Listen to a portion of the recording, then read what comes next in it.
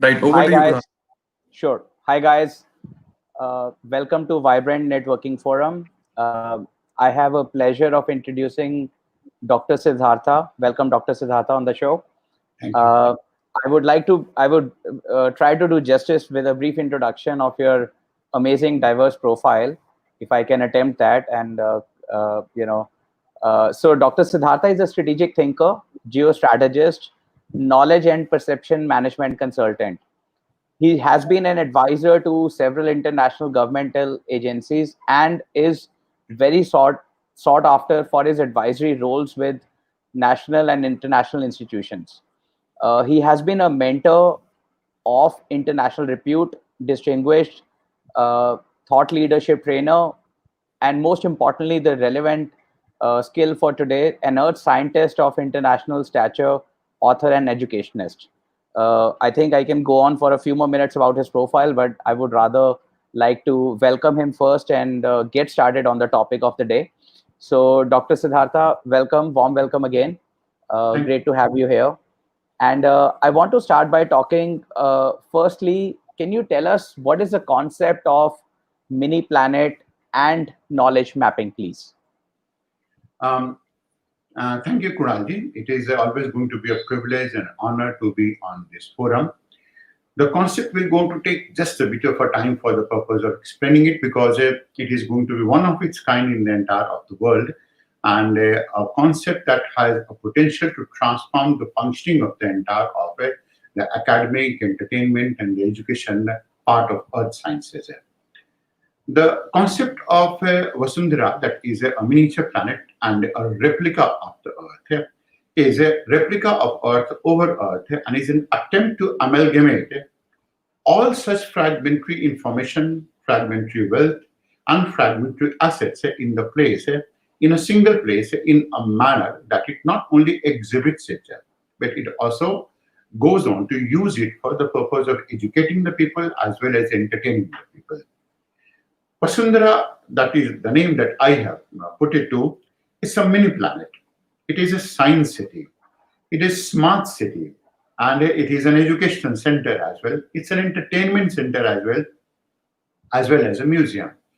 All integrated in such a manner as to showcase India's crystal wealth, natural wealth, heritage, hidden treasures, that is ores and fossil wealth as well, the geological past, the geological present, and configuration to spread awareness about what India has been and what India can go on to be in such an entertaining manner that the visitor, that the receiver sustains in a manner and in his mental map for a good amount of a time. And in such a process, he is able to diffuse this information as well.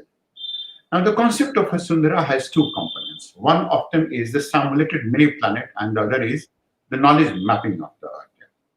Now, I'll just go on to explain to you by taking a simple example. Imagine a city spread out over a 6,000 hectares of a land, and this city will go on to be the miniature Earth. It is going to be an Earth science city and the only one and only Earth science city in the whole of the world. Now, it's a project that is conceived and perfected to simulate the whole of the work and its processes. That is in such a manner as we have talked about. That is, it will go on to include two components. For example, one of them is the exhibition component. That will going to comprise depiction and presentation of all astronomical phenomena, such as the galactic evolution, such as a supernova explosion, such as a black hole. How is it that it goes on to form? Planetary body movements. Of course, for planetary body movements, you go on to be having planetariums, but for the rest of them, you don't going to be having anywhere except one place in the whole of the world. It is also about the depiction of the three-dimensional model of the whole of atmosphere, which the people haven't seen. Of course, they can't go to see because it is a gaseous body. It is a simulation of auroral display, the one that you're going to see in the Arctic regions, and it's like a curtain that goes on to hang from the sky. It is also going to be creating a miniature Earth on the Earth itself to such an extent that the Himalayas will go to rise to such an extent that will go on to be falling. You're going to find the rivers also falling in that region in such a manner. You'll go on to have eye-popping presentation that has not been visualized anywhere in the world of a certain type of features like the Grand Canyon, Colorado, that you can go to find it. You can go to find it the Debang Valley, and maybe in some of those places even where China has dammed Yarlangzangpo, that is the Brahmaputra River in that place. It is also going to be talking about the climate of the entire of the world under a controlled environment. In such a manner, if you go into in this pavilion from one place to another place, and you go on to move from let's say a tropical environment to Arctic environment, you can actually go to feel the temperature of that place, and you can go on to know that well, you have moved into a region. It is also going to be portrayal of the evolution of the Earth since its birth, and this is something that has been done, but that is going to be on a computer. It is going to be in a simulated form on a computer. Of course, that is also included. Now we go on. We do not go on to know about certain type of crystals. For example, the topaz that I'm going to be wearing is a crystal. Have you seen a topaz of the size of a human being? Now that is a crystal in a pure state. Have you seen a sapphire in a pure state? Gold actually interwoven with the rocks in a pure state. People who haven't seen it, they will go to see it for the first time. It is going to be showcasing the entire fossil wealth of the world, not only India, and that will going to include how is it that the horses migrated from places like that of North America came to India. The first of these horses that we have talked about, that is Ashwamedh, those which were used in Ashwamedh Yagya, they had ribs that were very, very different from the horses of today. How is it that they were going to be there? Who were the Shiva Pitakas, Rama Pitakas that you're going to find there? Being in Chandigarh, you will go to know it. It is going to be in a Pinjore formation, Tatrot formation, Dhok Pathan, Nagri, Chinji, Kamlal, all of those places. We're going to find the first traces of human being, Rama Pitakas, Shiva Pitakas, from which the human beings actually evolved. It is going to be showing the entire of the world's continents and its topographies in a 3D manner, all in that place. It's also going to be talking about some of the topographic exhibits that we have talked about that is going to be useful for the tourism and travel management, and a variety of type of landforms. If you're going to go to Ladakh, Patagonia, you're going to find one type of a landscape, and you're going to find that there is so much amount of a similarity between them. But at the same time, the moment you go to Gobi Desert, there will be a different type of landscape. You're going to go to Arctic region, Mackenzie Delta, different. Now you can actually go to see physically what exactly is the type of a landscape that is going to be there. And needless to say, it will go on to depict every continent individually. It will go on to depict all of those type of biomes as well, biotic regions as well, the one that you're going to find associated with Biosphere 2 in California. Now, that means that is going to be there, but then we don't want to be having anything of this type at all. It will be revealing the whole of the terrain in a DTM, digital terrain modeling model, digital elevation modeling model, water resources. We're going to find a train running from Cairo to Cape Town and in a real time scale of sorts. It will going to create a pavilion for all the states of India other than showcasing the whole of the planet. Now, that is the offline component of Vasundhara. The online component is what we're going to be calling it by the name of a knowledge map. And when we're going to say that is going to be a knowledge map, it is going to be mapping of the whole of the earth in a manner that has not been done. Now it's going to be in an audio visual form. You're going to take your cursor on the map of the world anywhere. You're going to visualize a place that has been in use. For example, Chushul. You're going to go to Chushul, and then the entire documentary of Chushul will start playing automatically in that place. And not only that, there is the troop movement that is taking place, the climatic conditions that are going to be there, and the landscape, the river that is going to be flowing in that place. Now, this is in this manner we are going to be mapping each and every portion of the whole of the earth. Now, you may going to find that is how it is possible. Now, with the help of Cartosat 3, we are able to have a digital terrain and elevation modeling to such an extent that we'll be able to map it correctly to the extent of, can you imagine, only half of it high land mass. We can go to know from an elevation of something like 35,000 kilometers in this region. Now, this is what Google and ISRO have done.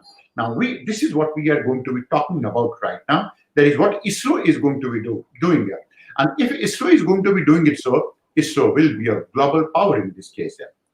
So to prepare the knowledge map of all the places in the world, the information that is going to be gathered in this case is going to be of the place, how is it that the place evolved, what is the climate of that place, who are the people who are going to be living in that region, and how is it that the people going to make a living here, what exactly are the socio-economic conditions associated with that region as well.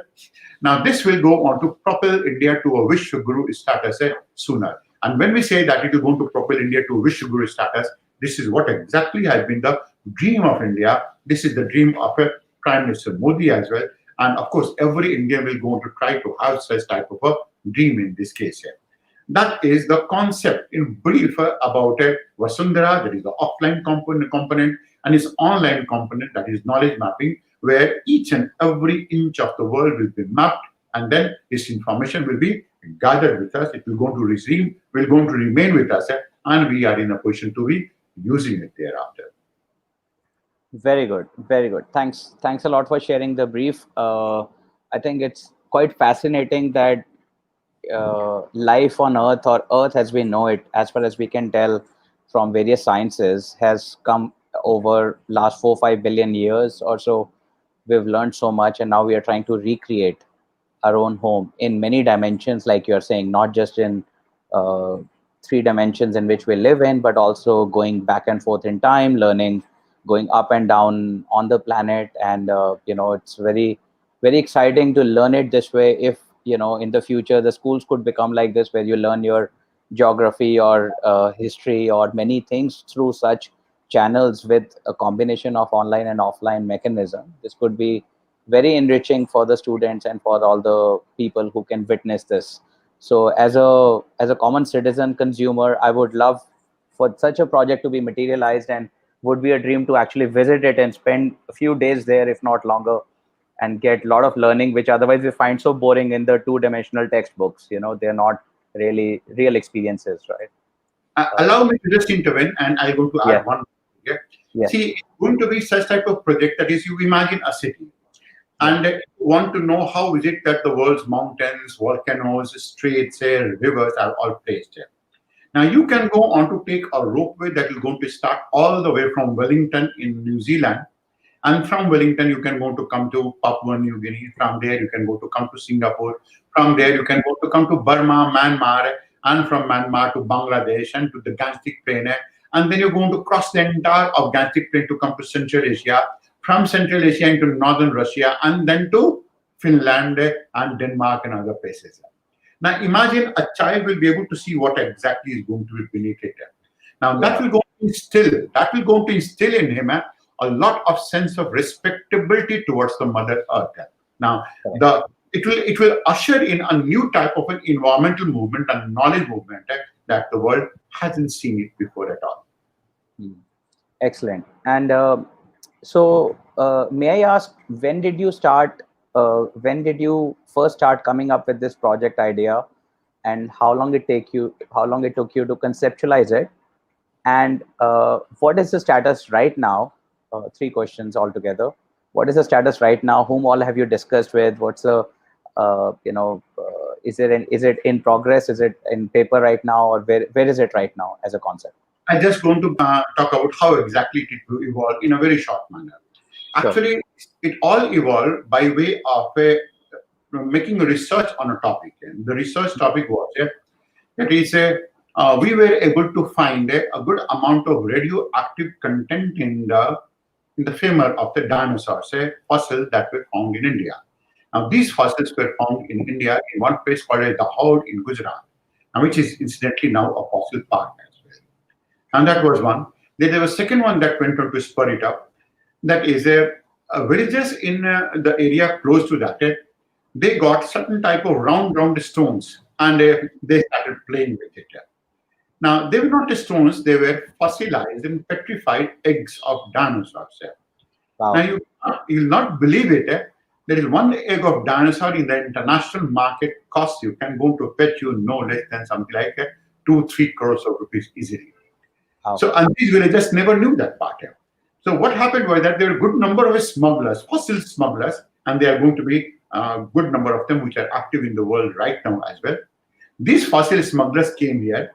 They took most of these fossils and they took all the way to the Western world and sold it there. Right now, selling it there meaning that is, of course, they got huge amount of money.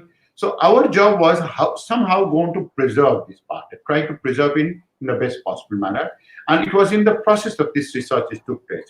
So we said that is how is it that it can be preserved. That was number one. And then we came to know what was the paleogeography of whole of Gujarat region. And it was in this process that we discovered a crater that was an ancient crater that we called it by Shiva crater. Now, this is where Bombay High is located. And it is the site of an ancient meteoritic impact.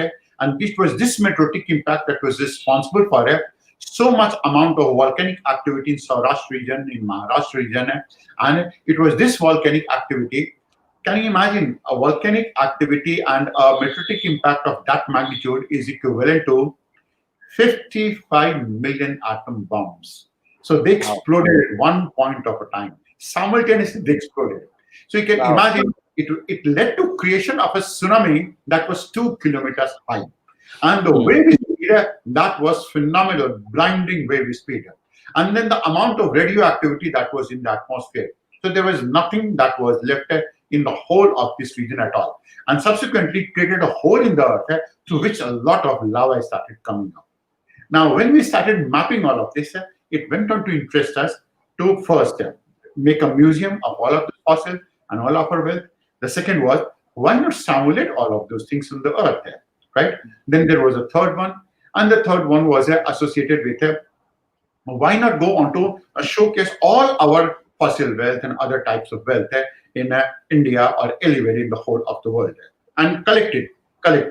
Why not also, and gradually it started getting itself modified to include even biosphere 2 things as well, landscape evolutions as well. And we decided to convert into a city.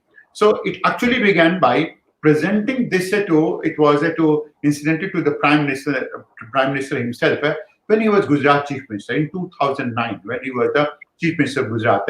And it was on this type of a concept that a science city in Ahmedabad came up. And then we said that a science city is not going to be enough. We can go on to expand it and explode it in the form of a major city, which will go on to become one of the most preferred tourist destinations in the world, which will go on to be of such a status that will go on to earn no less than something like some $6 billion of money also in the entire of the year. It will also go to preserve our resources.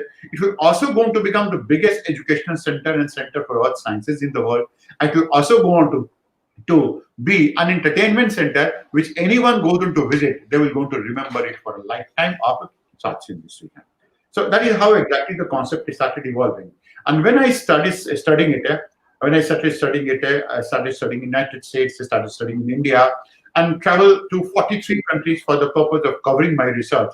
Then I imagined that is the world has so many things to offer to the humanity. That is, why not showcase it? Because anyone who is going to visit it, they will not come out not appreciating Mother Earth, and they will going to come out being a true environmentalist of a sort for them.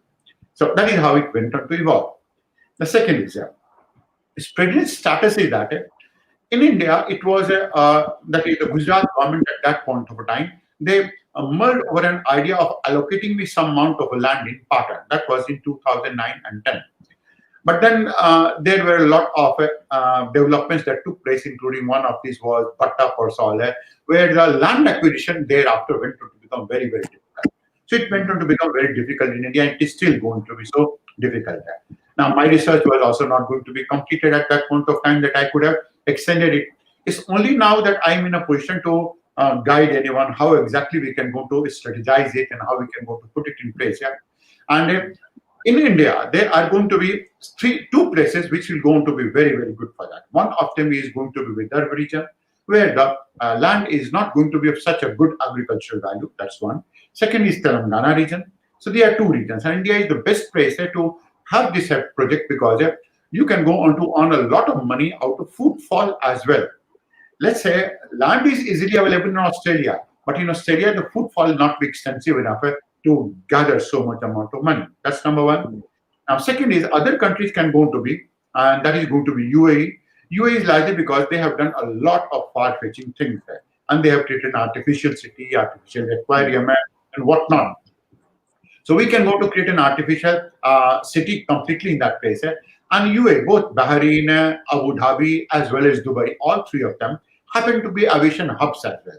That means people will go to come, they will go to converge, they will go to fly, and they will again go to reconverge some marketing center, shopping center, and all in all a cosmopolitan center as well. That's the second place. The third place can go on to be, of course, United States, Colorado region of United States, which is stable, which is not going to be prone to earthquakes. And the fourth is going to be Brazil. These are the four places where it can go to take place. Now we have submitted the proposal to the UAE government. They are perhaps looking for it, essentially because that's the only government in the whole of the world that is Department of Youthful Happiness and also future as well. Youthful happiness and future. Just imagine the type of a ministry that they have. I have submitted it to Prime Minister Modi as well. And Brazilian government is not entertaining it largely because they are not in such a financial position as to entertain this part. United States, we tried last year, but I'll be going to again United States this year, and I'll go on to showcase it once the government goes on to become stabilized in that region. So that's the status as of now. That is how we can go on to say it. So Great. Sounds very exciting. Tell me, have you figured out how much budget is needed? Is there a number or a budget range you can put to that it will need X amount of money to be put in place for achieving this project?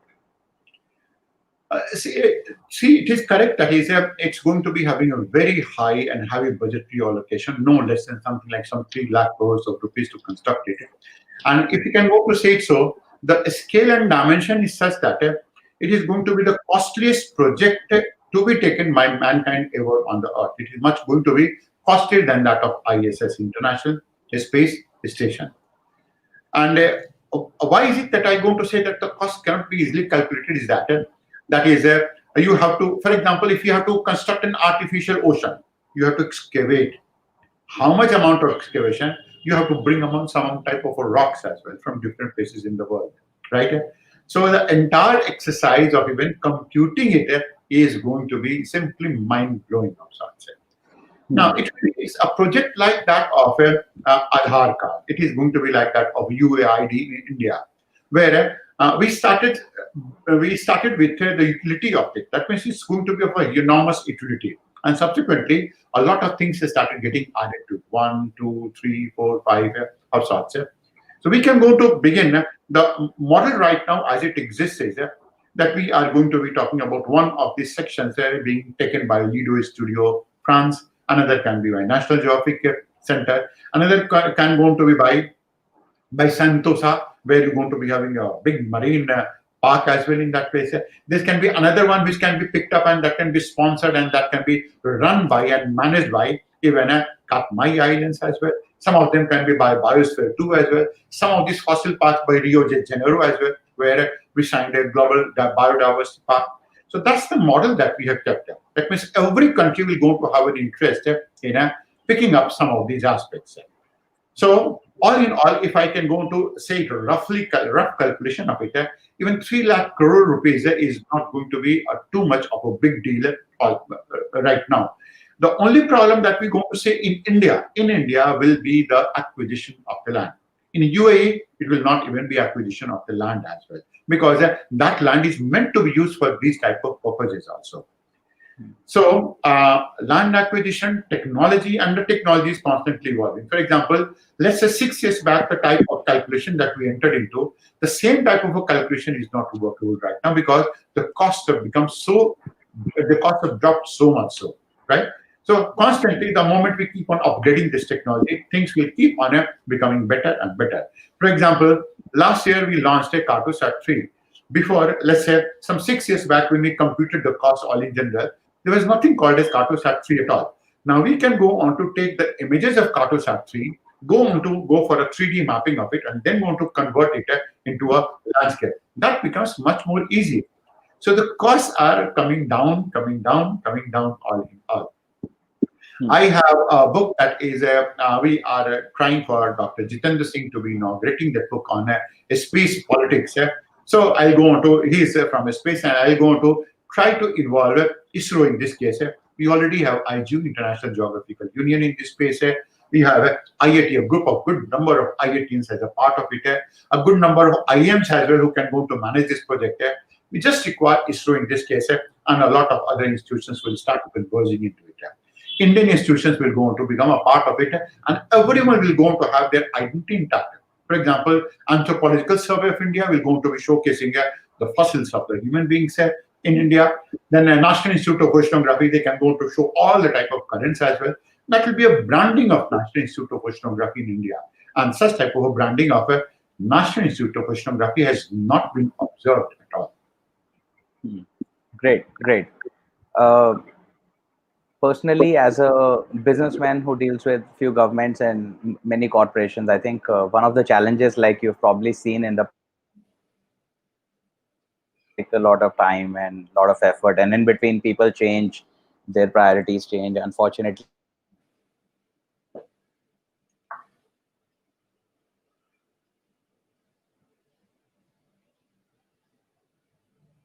one thing, do you think this could all be delivered by technology? So there is a world in which it costs, let's say, close to 3 lakh crores or so, but is there a world in which you think this could be delivered completely by technology, by simulations, by using some of the new technologies that are out there, including virtual reality?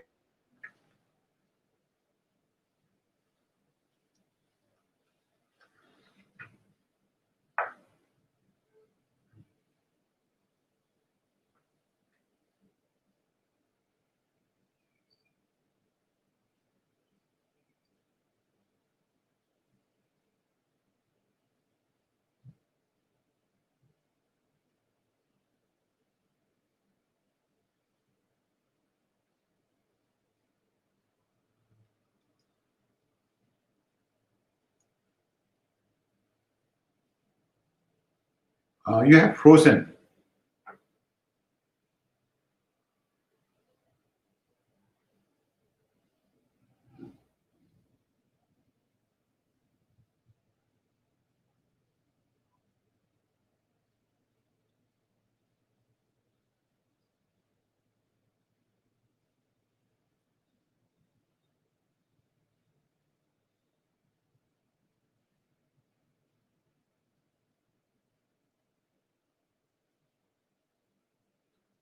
I think there is some issue from Mr. Kunal Nandwani's side, sir. But please carry on, sir.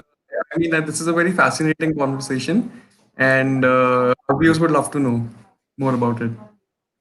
Yes, see, I'm going to talk about two aspects of it. What exactly are its educational components and its entertainment component, all in all. Now, talking about the offline component of it and its educational part, you imagine that you can always go on to take some of the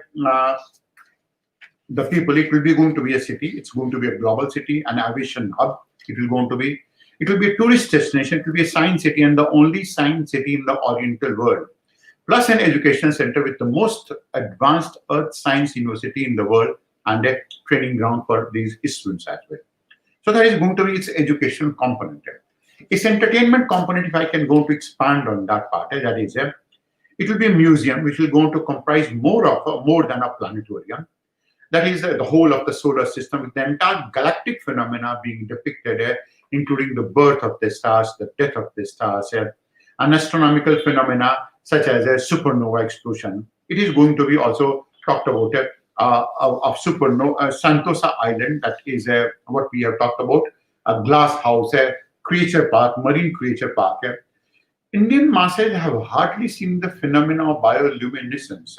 That is, some creatures which go on to show off their light in this case as well.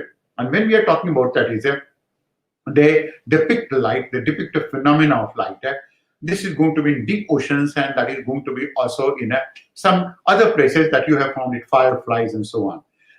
So that can be shown in this place. A lot of people haven't seen that.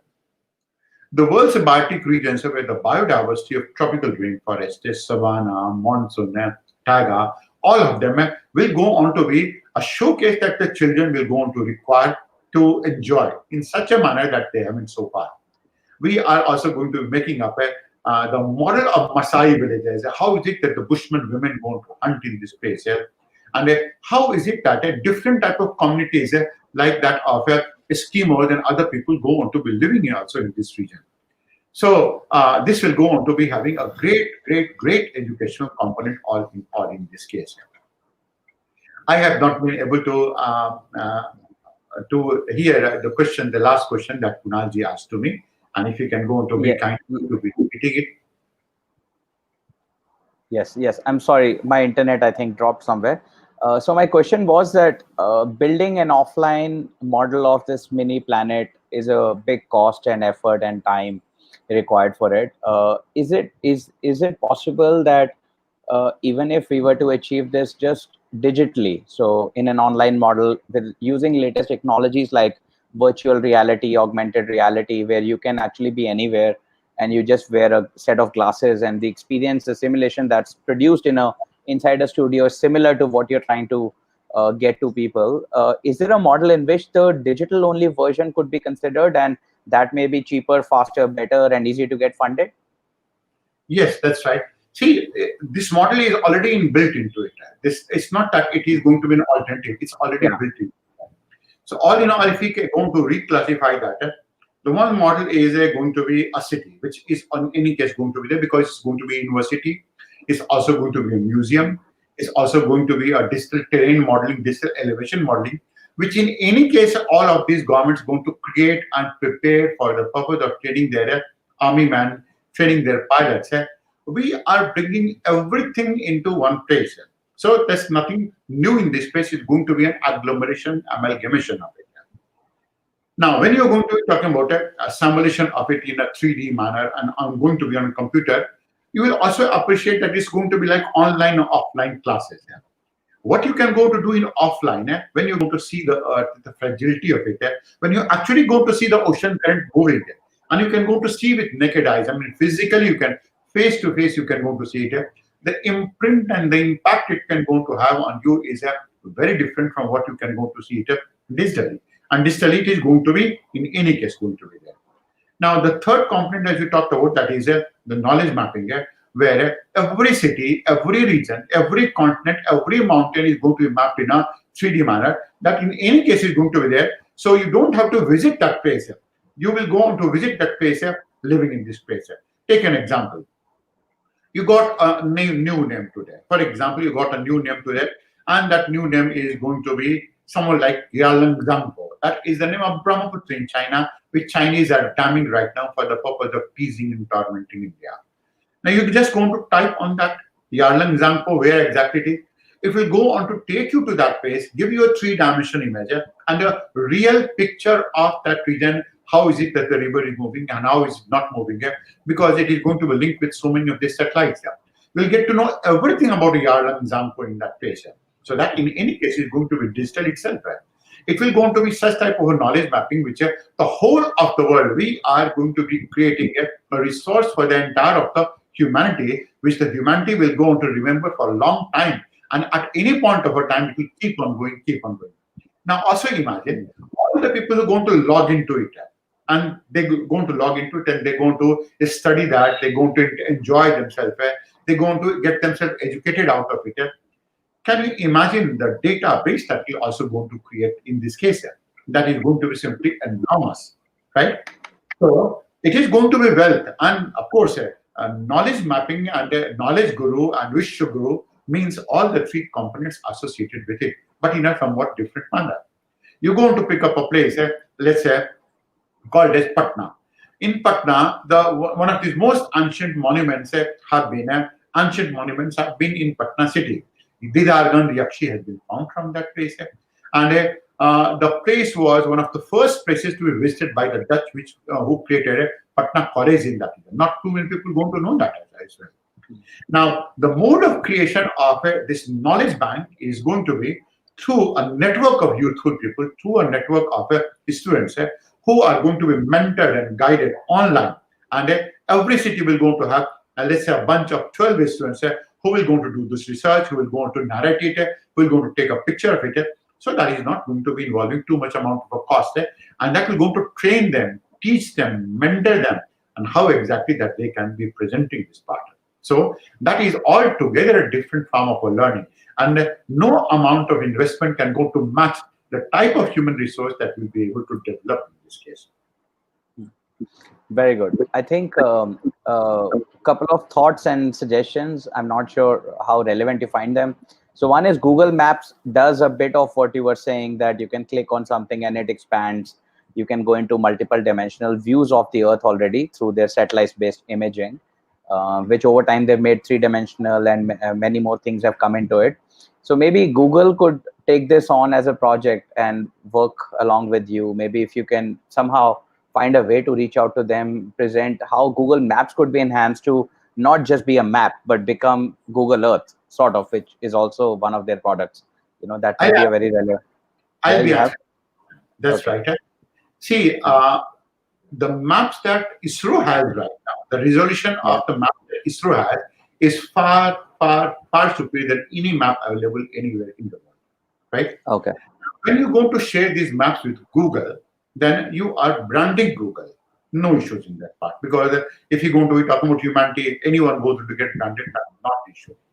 But when you can go to do it on your own with the help of ISRO itself, then that is going to be creating a huge amount of a resource for the mankind, for the Indian people, and for taking them to the Vishwaguru status. And Google has made it. That's very, very good. And they are the pioneers in that.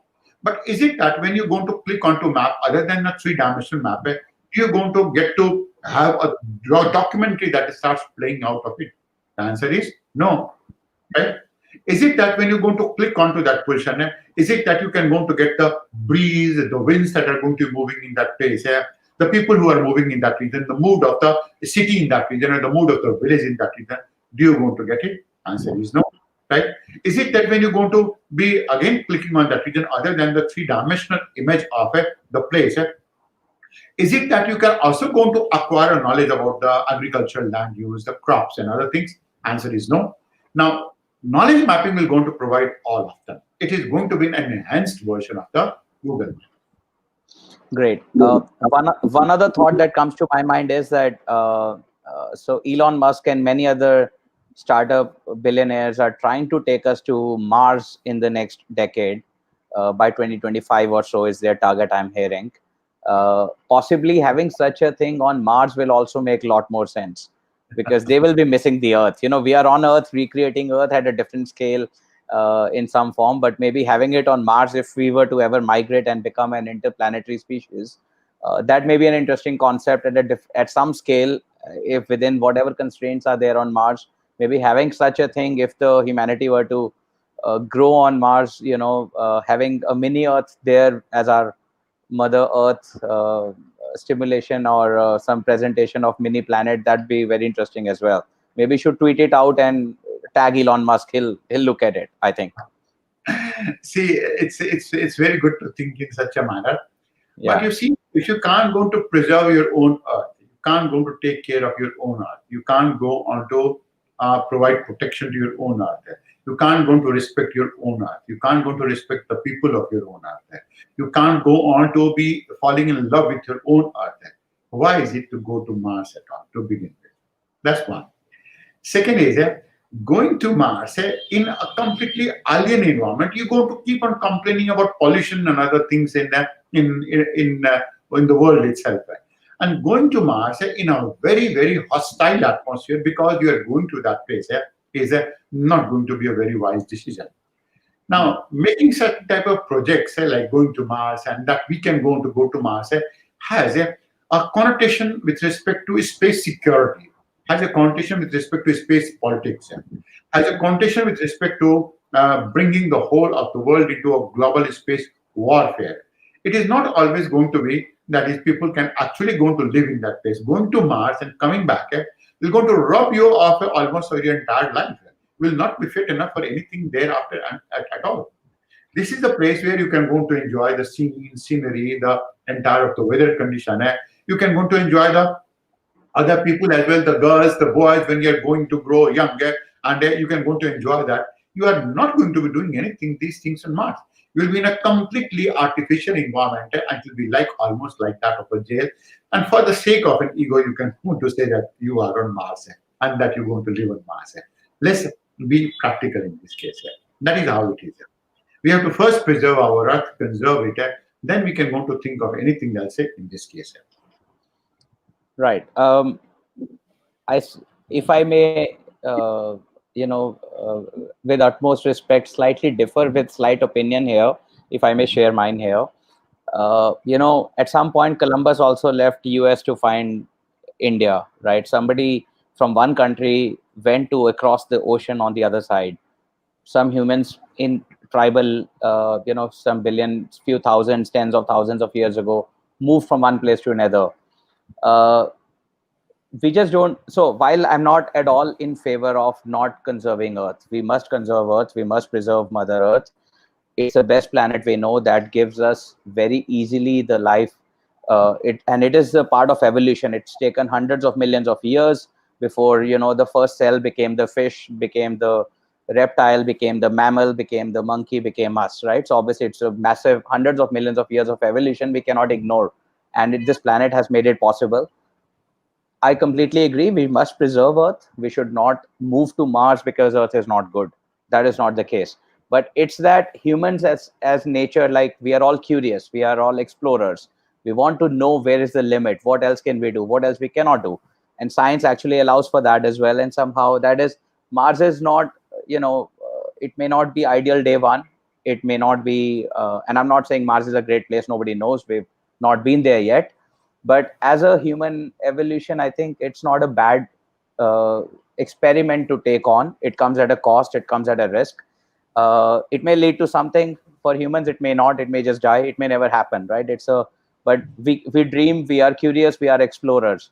We move from one country to another, we move from one planet to another, and who knows, in the future, one galaxy to another, one Milky Way to another. All those things can happen. So I still feel that exploring is a good thing, and trying to go to Mars is an interesting thing. May not be ideal, may not work. That's okay, but we don't know until we try. So that's my Well, slight different personal opinion, if I may share.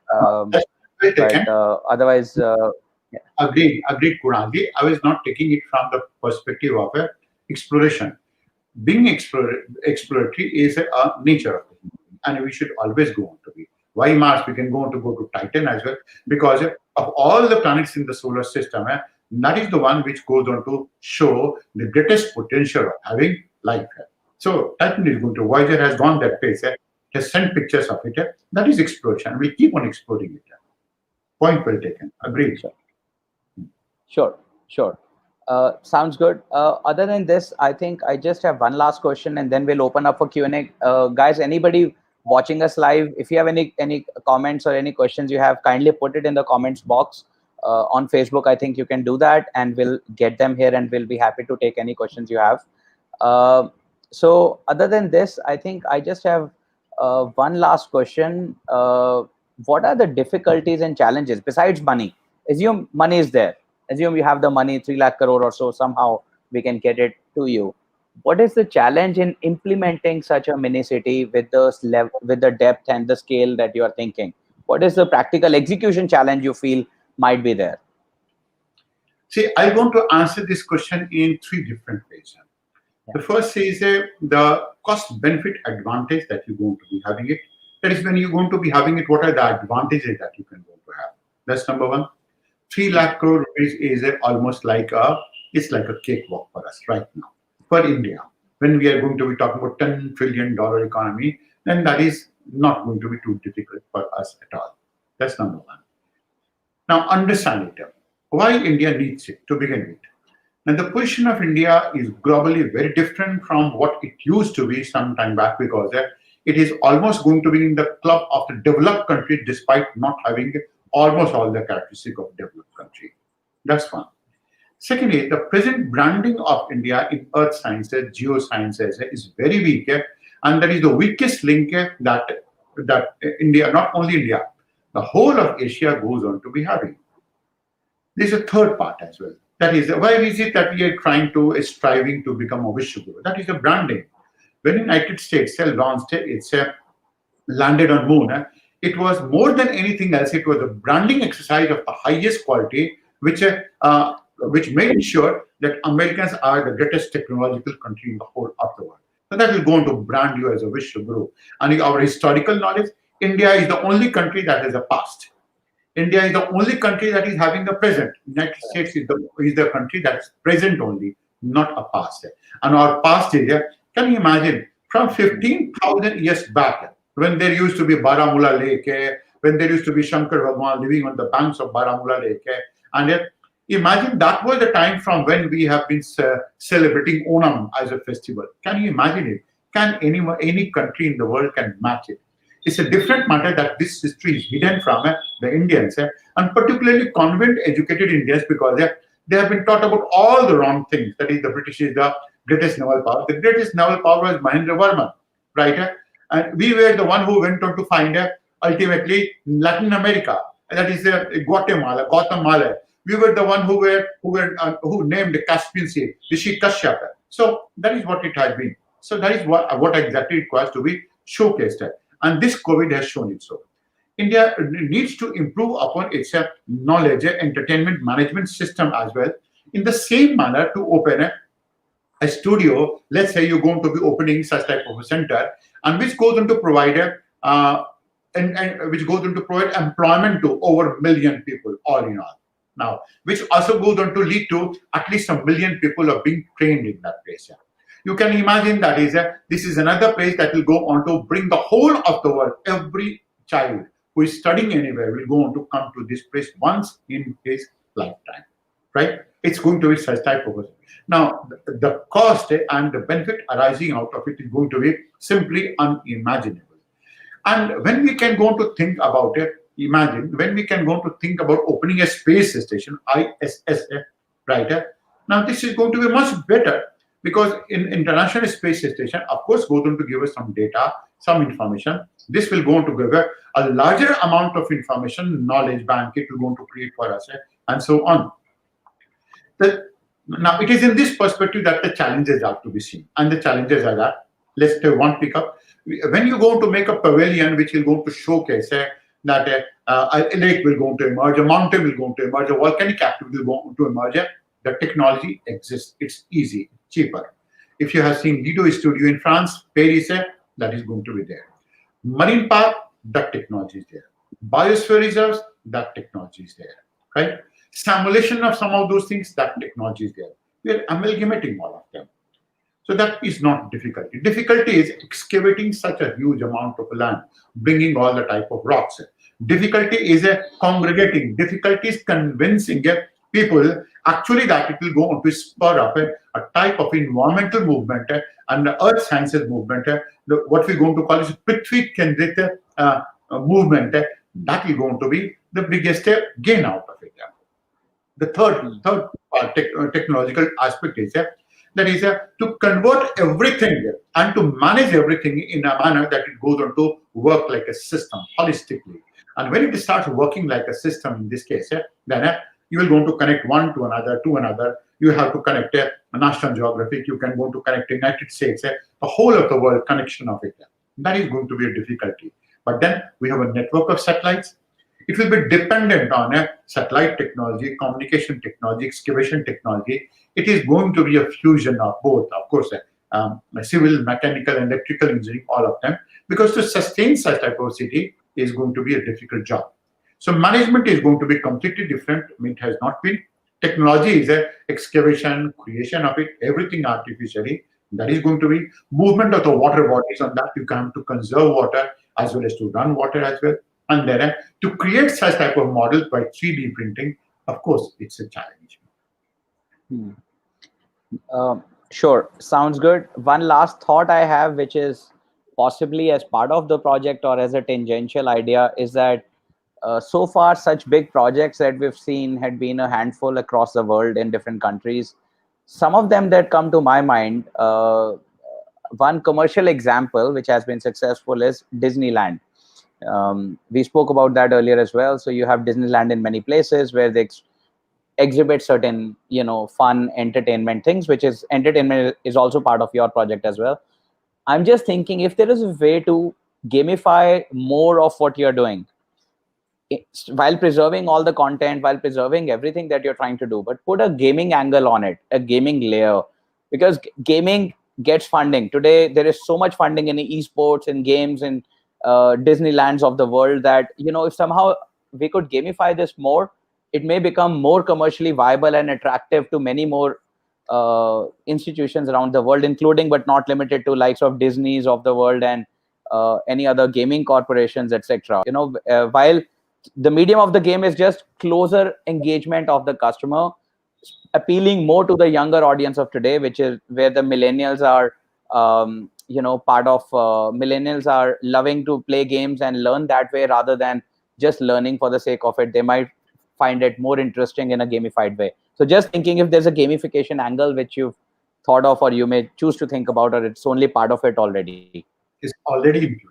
It's already included. That's what we call is an entertainment component of it there, right? Okay. And that is, you can go to play with it, or you can go to play with it, and while you're going to play, you will go to learn as well in this case. It's education, entertainment, and exhibition. Or put it in another way, exhibition, education, and entertainment. It is essentially for the children, right? The gamification is not that they will go to move up and down Costa ride. There will be a Costa ride, but they will going to move from Himalayas to Tibet, from Tibet to Hindu Kush, from Hindu Kush to that of the Iranian mountains. That is what they will going to do in this case. And that is 100% gamified. Point well taken. Okay. Okay, thank you. And one last question I have from the online audience. There's a question that the person thinks that it should be built in India itself and nowhere else. India is most apt place to have it. What's your view? Yes, that's correct. See, India will be the only country in the whole of the world that will go on to maximize the commercials out of it. Largely because from where exactly is it that you can go to get this income from?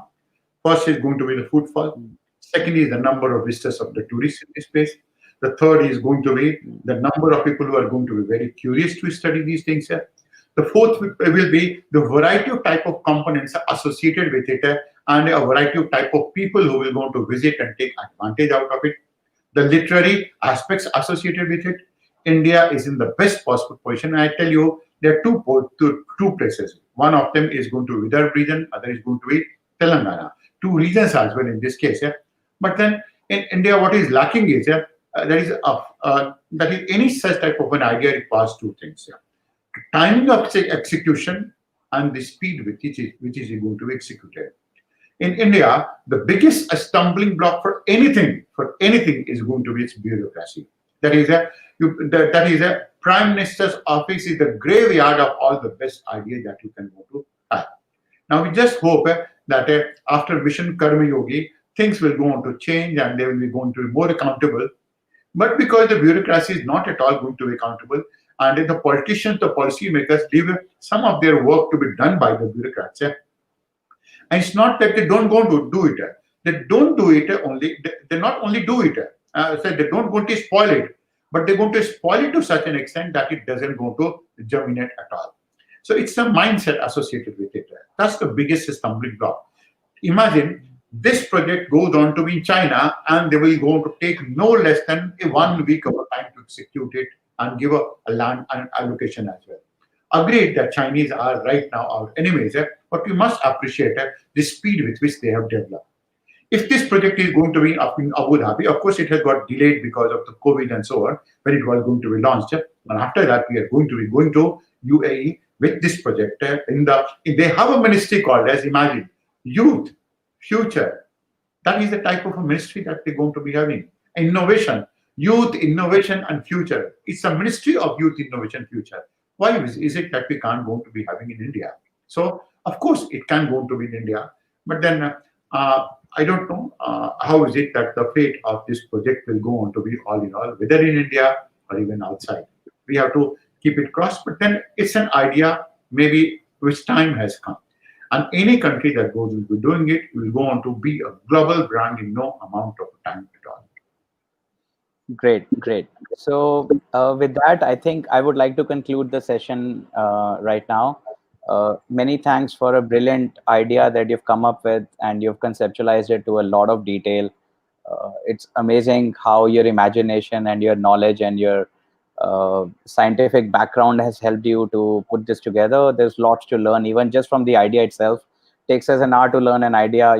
Hopefully in a few years we'll have it running somewhere, and we'll be remembering that we had heard from you early on.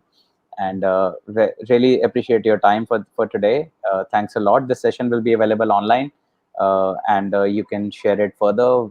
We'll be sharing it further as well for people who could not attend live today. And we wish you best of luck, and thanks a lot for your time again. Thank you, sir. Thank you.